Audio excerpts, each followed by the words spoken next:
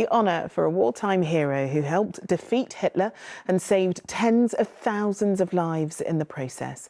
Lorna Cockayne was given France's highest award for her work as a codebreaker at Bletchley Park. She told ITV News the honour isn't just for her, but for all the Wrens who played a pivotal role in winning the war, as Lorna reports. For years, Lorna Cockayne's wartime efforts were as secret as the codes she helped to crack. Not even she knew at the time she was decrypting codes meant for Hitler himself. Well, thank you.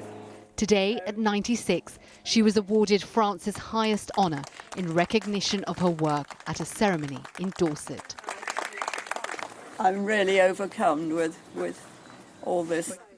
When she was presented with the Légion d'honneur.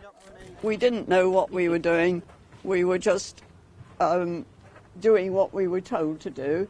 And it wasn't for years later that I discovered exactly what we were doing. Wow. Lorna was one of 600 Wrens who helped to break the Nazi codes. This was Lorna back in the war, just 19 then. Her work so secret, it was years before she discovered she was working on this, the world's first computer, Colossus, to break the Lorentz code used by Hitler to communicate with his generals.